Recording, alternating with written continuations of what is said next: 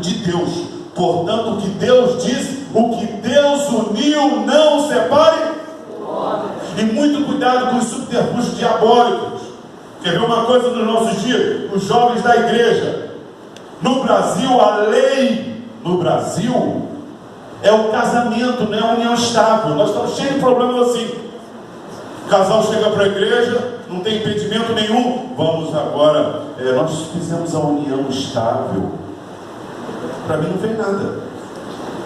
A união estável é um remédio jurídico para algo de fato que acontecia. As pessoas viviam juntos 30 anos e no final tem direito ou não tem. Então a lei vem socorrer, mas não é o padrão. Na lei brasileira, o casamento, vou te provar a diferença. No casamento, eu entro nos papéis, você chega lá em casa agora no cartório, chega assim, quero casar hoje, você casa? Vocês que trabalham com família, eles vão fazer uma publicação. Essa publicação vai percorrer todos os primeiros cartórios de ofício. Depois de percorrer, vai sair os proclames, você comparece diante de um juiz de paz. Demora uns 2, 3 meses esse negócio. Sabe como é que eu faço uma união estável? Eu vou aqui no cartório, eu, fulano, estamos em união estável. Eu posso chegar no outro cartório, eu e Beltrana estamos em união estável. Eu posso chegar no outro cartório e dizer, eu e Ciclana estamos no... Sabe por quê? Porque não existem os proclames legais.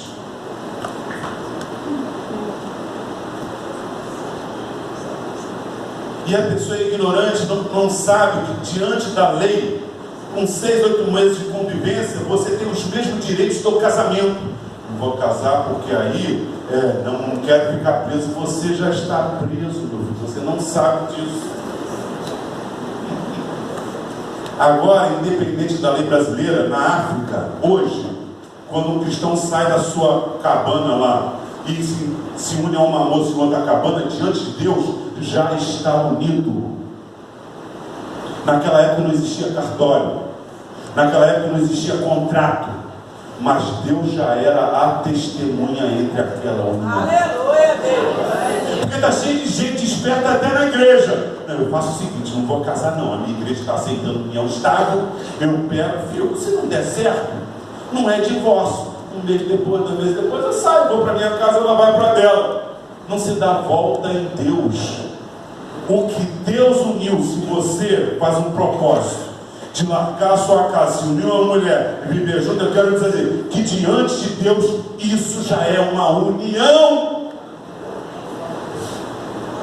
Porque a história da união estável, que é um objetivo bom, se tornou uma esperteza.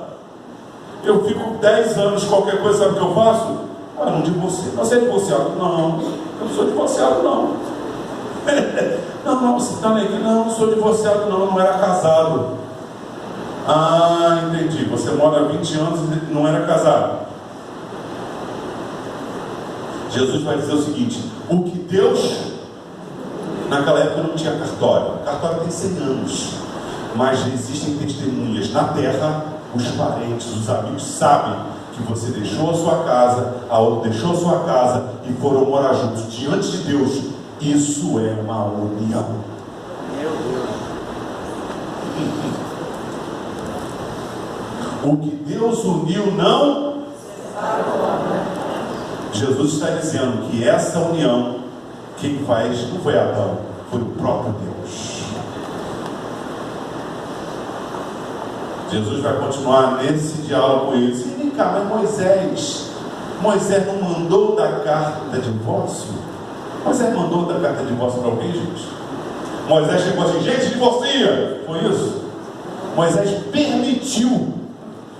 Aí Jesus vai explicar. Por causa da dureza, o divórcio sempre é por causa da dureza de coração. De um dos dois ou dos dois. O divórcio é um remédio jurídico, um remédio que Deus permitiu em algumas situações, na verdade, por causa da dureza do coração.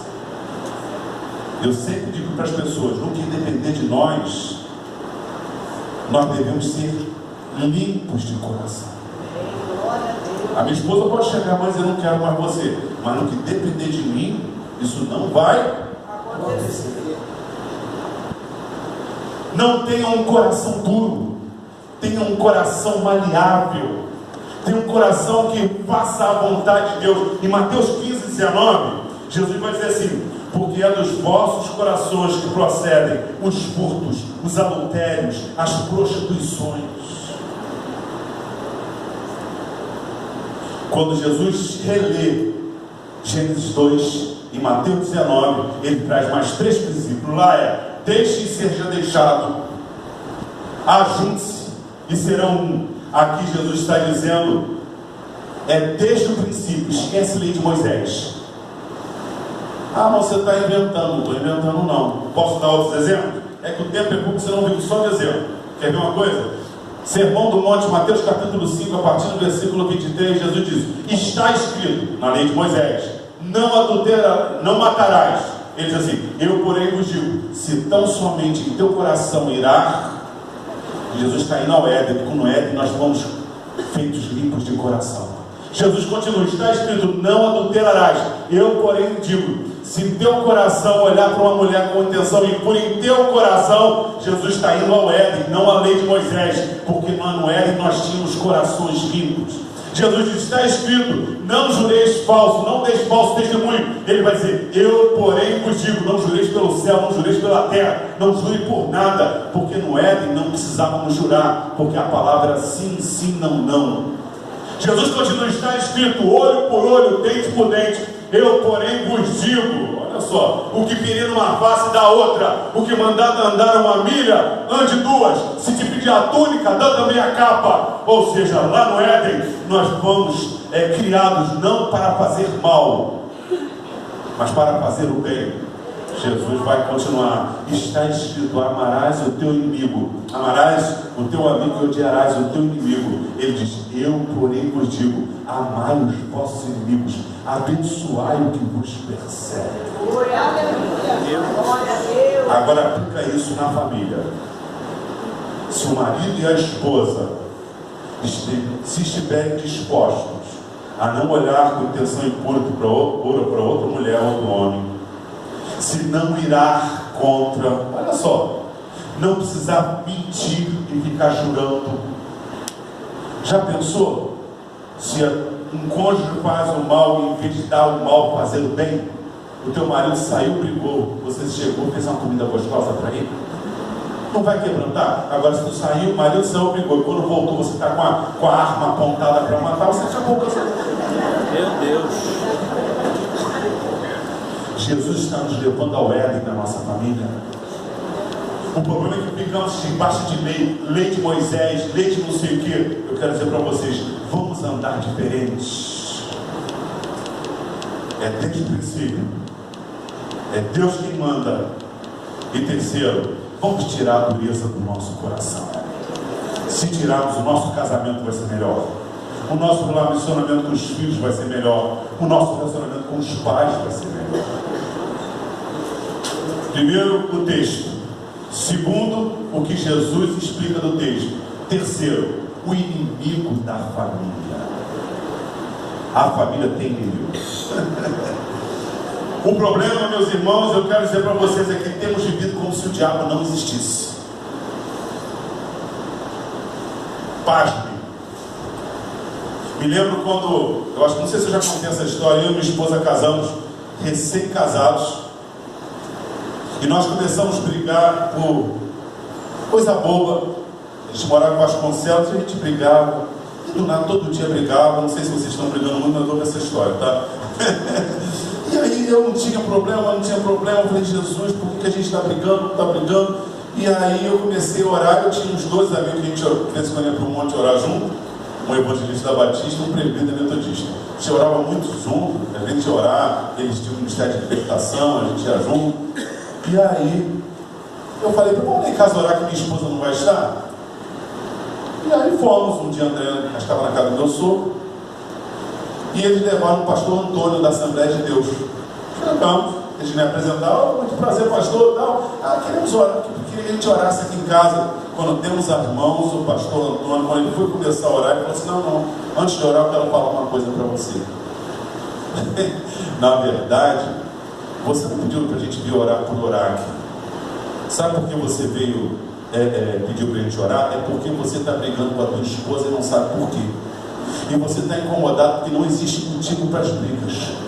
E você está querendo saber o que está acontecendo. E ele falou assim: acontece o seguinte, essa família aqui, esses vizinhos de vocês, tem espírito de inveja contra vocês.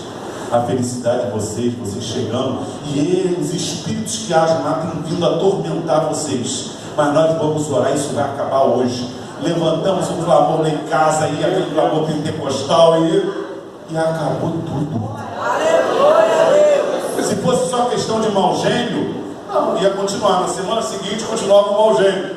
Existia uma ação maligna. Então eu vou dizer algumas coisas para vocês.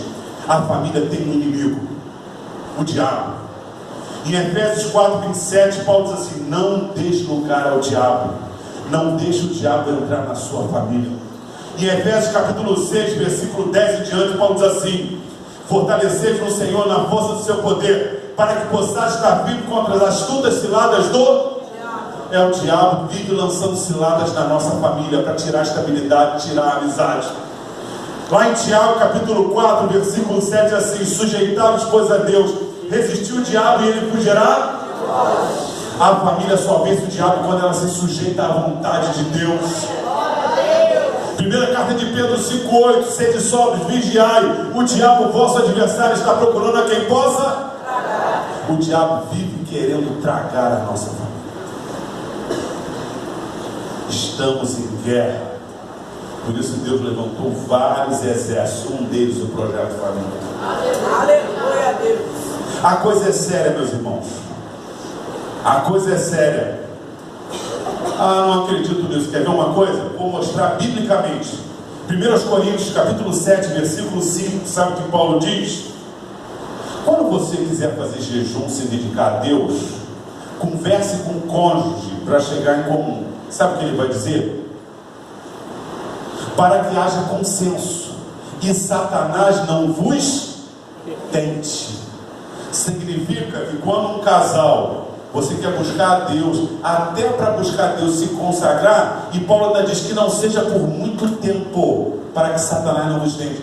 Tem que haver consciência. Um casal, não, eu agora jejuo, oro, vou ficar um mês, minha esposa, fique, eu estou no céu.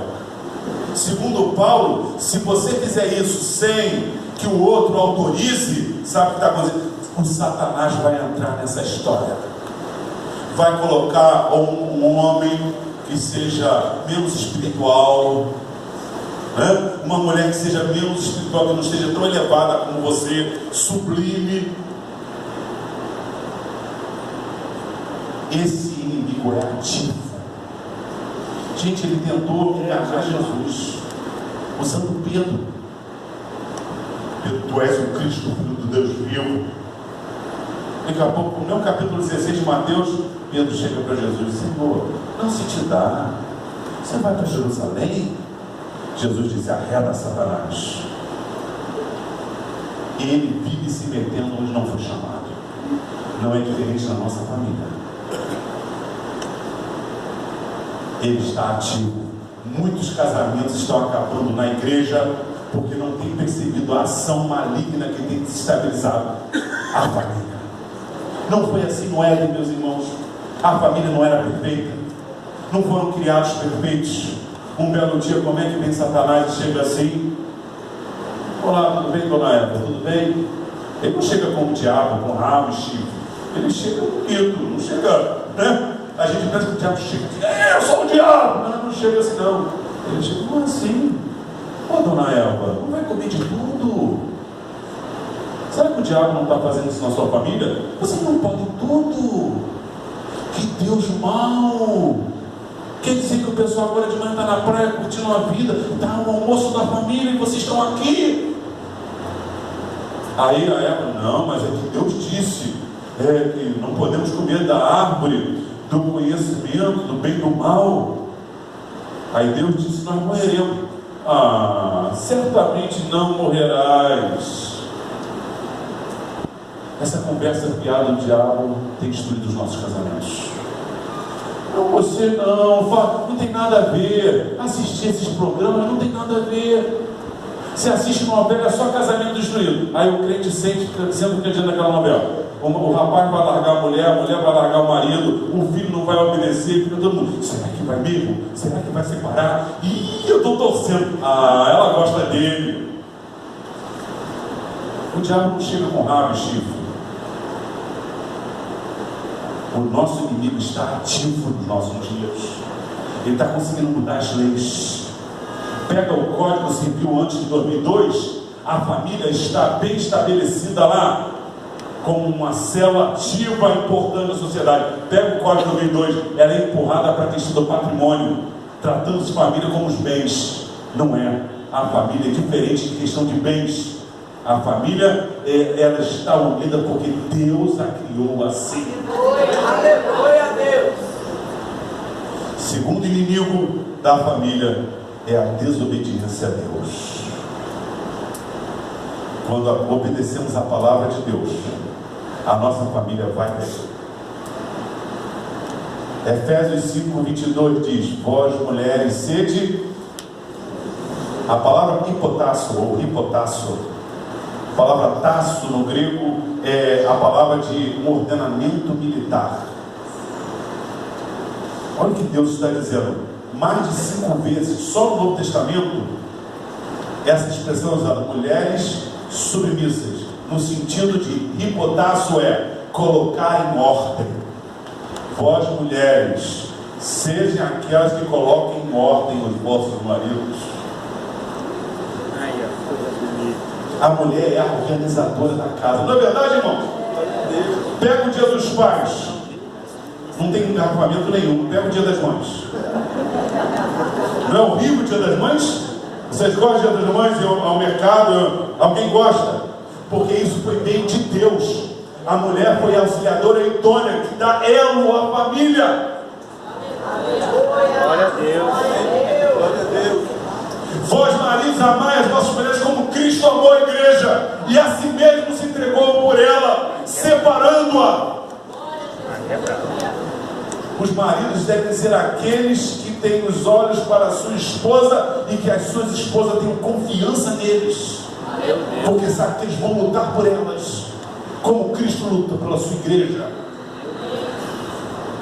Vós, filhos, sede obedientes aos vossos pais, como o Senhor. Efésios 6.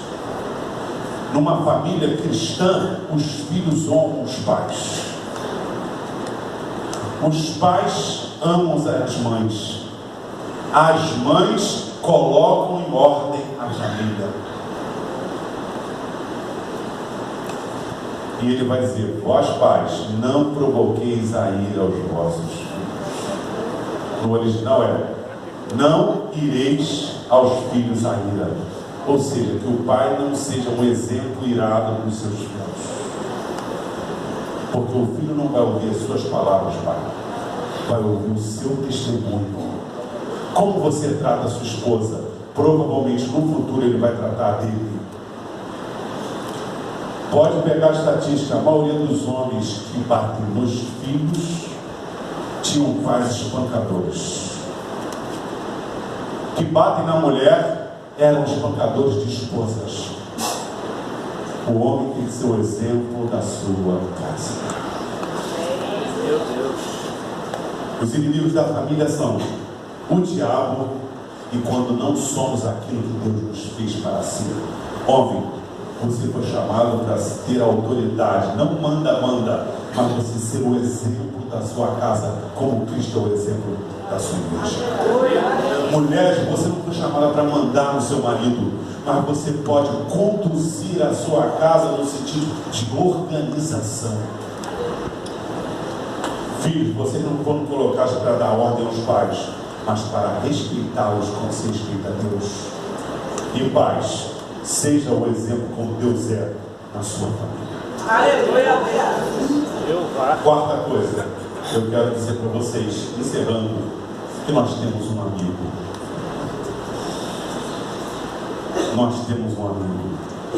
Sabe que a nossa família está de pé, porque esse amigo está conosco. Lembra do Salmo 127? Se o Senhor não edificar a casa, então vão trabalhos que há. É Ele que tem edificado a nossa casa. Nós estamos fundados na Sua palavra. O Salmo 128 vai dizer algumas coisas para a nossa família rapidamente. Primeiro, bem-aventurado o homem que teme ao Senhor, que respeita a Deus. Nós estamos aqui, respeitamos a Deus. Se respeitamos a Deus, nós vamos ver algumas coisas acontecerem na nossa casa. Primeiro, Ele vai dizer: do trabalho da tua mão comerás. Deus nos dará trabalho. Eu sei que tem gente que quer honrar a Deus e não trabalhar mais, mas eu quero dizer que não é isso que a Bíblia diz. Ele vai proporcionar trabalho para você. Do trabalho da tua mão feliz serás. Deus tem felicidade para a nossa casa. Deus quer que a nossa casa seja feliz. Não seja um local horrível em que eu prefiro ficar no trabalho, não. Um local que eu fico querendo sair do trabalho para encontrar com os meus. Se tememos a Deus e estamos edificando a nossa casa, nós seremos uma casa feliz. A tua esposa no interior da tua casa será como a videira frutífera. Videira é símbolo de prosperidade. Prosperidade não é riqueza. Eu conheço famílias cristãs pobres em que você chega às suas casas felizes. Não dá tempo de contar. Mas meu sogro criou os 3 filhos crentes, ganhando salário mínimo, deficiente. Ele não tem uma perna desde os 3 anos de idade. Minha sogra nunca trabalhou, mas a vizinhança ia para lá comer bolinho. Ele ganhou um salário mínimo, deficiente, criando 3 filhos. Hoje ele está com 80 anos, tem 3 casas, criou os 3 filhos, ninguém é bandido, se formaram, porque ele colocou Deus naquela casa. A esposa será como a videira frutífera, prosperidade. Os 3 filhos serão como rebentos de oliveira ao redor da tua mesa. A oliveira fala de unção. Uma casa em que Deus é temido e tem edificado. Nós temos trabalho, temos felicidade, nós temos prosperidade e nós temos unção de Deus. João 11:11. Lázaro morre. Naquela casa a morte chegou. Mas quando a morte chega na casa em que Jesus está junto, algum milagre acontece. Aleluia! Jesus é o único que pode restaurar todas as coisas. E é isso que eu quero dizer. Noé, lá 7:1 diz que Noé foi um homem justo nas suas gerações. E a família foi salva. No meio de uma geração que odeia a Deus, no meio de uma geração que não está nem aí para Deus, existe um povo que é o Noé dos seus dias. Nós somos os Noés de hoje e a nossa família tem sido guardada por Deus. O inimigo é forte. Ele entra sem ser convidado. Nossa natureza tende a desobedecer a Deus, mas graças a Deus nós temos um amigo, e esse amigo está conosco. Não sei como está a sua família, não sei como está o seu relacionamento conjugal, ou o seu relacionamento dos filhos com os pais, dos pais com os filhos, mas hoje, nessa conferência, nós estamos aqui para dizer: existe um amigo presente que restaura tudo, que faz a nossa família ver milagres. E eu queria poder contar tantas coisas hoje. Eu vou deixar só Isaías, capítulo 66, versículo 6, que diz assim: porque desde a antiguidade não se ouviu, nem com os ouvidos se percebeu, nem com os olhos se viu, Deus que vai além de ti, que trabalha por aqueles que nele esperam. Vocês querem Deus?